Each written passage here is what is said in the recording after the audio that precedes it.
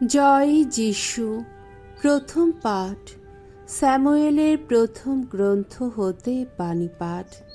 ৮ অধ্যায় ৪ থেকে ৭ পদ, ১০ থেকে ২২তম পদ।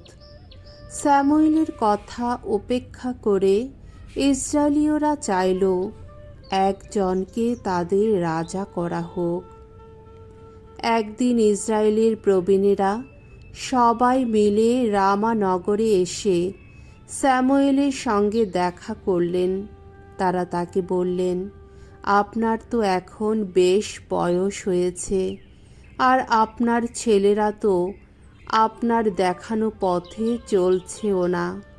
তাই আপনি বরং এখন আমাদের শাসক হওয়ার জন্যে একজনকে আমাদের রাজা করে দিন। অন্যান্য জাতির মধ্যে তো তেমন ব্যবস্থাই আছে। আমাদের শাসক হওয়ার জন্যে একজনকে আমাদের রাজা করে দিন। তারা যে এই কথা বলছেন তা সামুয়েলের মোটেই ভালো লাগলো না। তাই তিনি ভগবানকে ডাকতে লাগলেন। কিন্তু ভগবান সামুয়েলকে বললেন, লোকেরা তোমাকে এখন যা কিছু বলছে সব ব্যাপারে তাদের ইচ্ছাই মেনে নাও। আসলে তারা যে তোমাকে অগ্রাহ্য করছে তা নয়, অগ্রাহ্য করছে আমাকেই। তারা চাইছে না আমি আর তাদের ওপর রাজা হয়ে থাকি। লোকেরা এই যে চাইছে সামুয়েল একজনকে তাদের রাজা করে দিন, সেই ব্যাপারে ভগবান যা কিছু বলেছেন সামুয়েল তখন তাদের তা সবই জানালেন। তিনি বললেন, যে রাজা তোমাদের ওপর রাজত্ব করবে তার শাসন ধারা হবে এই, তোমাদের ছেলেদের নিয়ে গিয়ে সে নিজের সারথি ও অশ্বারোহী হিসাবে তাদের নিযুক্ত করবে, কিংবা তাদের কাজ হবে দৌড়ে দৌড়ে রাজার রথের আগে আগে যাওয়া। তাদের সে ১০০০ বা ৫০ জনের দলের প্রধান হিসাবে নিযুক্ত করবে। তাদের দিয়ে সে তার সমস্ত চাষের জমি চাষ করাবে, সমস্ত ফসল কাটিয়ে ঘরে তুলে আনবে। যুদ্ধের জন্যে তার অস্ত্র শস্ত্র বা রথের জন্যে যত সাজ সরঞ্জাম সবই তৈরি করাবে। তোমাদের মেয়েদের নিয়ে গিয়ে সে গন্ধদ্রব্য তৈরির কাজে তাদের লাগাবে, তাদের দিয়ে রান্নাঘরের কাজ করাবে, রুটি সেকাবে। তোমাদের সবচেয়ে ভালো চাষের জমি, আঙুর ক্ষেত আর জলপাই গাছের বাগান দখল করে নিয়ে সে নিজের কর্মচারীদের দিয়ে দেবে। তোমাদের যত শস্য ও আঙ্গুর ফসলের ১০ ভাগের ১ ভাগ আদায় করে নিয়ে সে নিজের যত কঞ্জুকি আর কর্মচারীকে দিয়ে দেবে। তোমাদের যত দাস দাসী, যত সেরা গবাদি পশু আর গাধা ধরে নিয়ে এসে সে নিজের কাজকর্মে তাদের লাগাবে। তোমাদের ভেড়া ছাগলের ১০ ভাগের ১ ভাগ সে নিজের জন্যে রেখে দেবে, আর তোমরা নিজেরা হবে তার দাস দাসী। যাকে তোমরা একদিন নিজেদের রাজা হিসেবে বেছে নিয়েছিলে, তোমাদের সেই রাজারই জন্যে তখন তোমরা হাহাকার করে উঠবে। তখন কিন্তু ভগবান তোমাদের ডাকে সাড়া দেবেন না। সামুয়েলের কথা লোকেরা তবু শুনতে চাইল না। তারা বলল, না, আমরা চাই আমাদের ওপর একজন রাজা থাকুক, তাহলে আমরাও অন্যান্য জাতির মতো হতে পারব। আমাদের একজন রাজা আমাদের শাসন করবেন, তিনি নিজে আমাদের প্রধান হয়ে আমাদের নিয়ে অভিযানে বেরোবেন, আমাদের যত যুদ্ধ ও চালাবেন।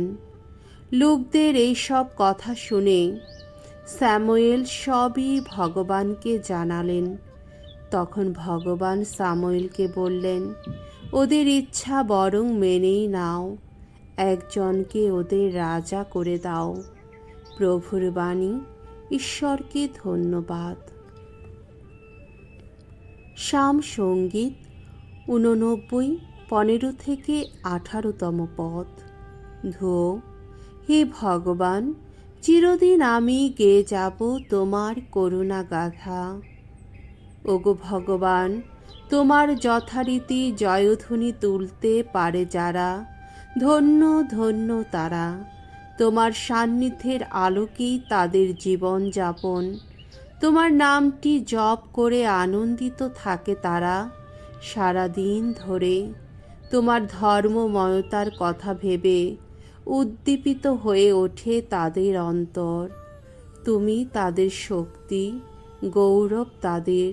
ওগো, তোমার দয়া পেয়েই আমাদের ক্ষমতার বিকাশ। আহা, বিপদে আমাদের রক্ষা ফলক হয়ে থাকেন যিনি, তিনি নিজেই ভগবানের আপন মানুষ। আমাদের রাজা যিনি, ইসরায়েলের সেই পবিত্র জনেরই আপন মানুষ তিনি। বাণী বন্দনা। জয় জয় প্রভুর জয়।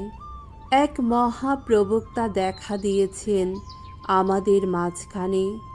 ভগবান তার আপন জাতির কাছে করেছেন শুভাগমন। জয় জয় প্রভুর জয়। মঙ্গল সমাচার। মার্ক রচিত মঙ্গল সমাচার 2 অধ্যায় 1 থেকে 12তম পদ। একজন পক্ষাঘাতগ্রস্ত লোককে সারিয়ে তুলে যিশু প্রমাণ করলেন যে মানুষের পাপ ক্ষমা করার অধিকার তার আছে। যিশু আবার কাফারনাউমে ফিরে এলেন।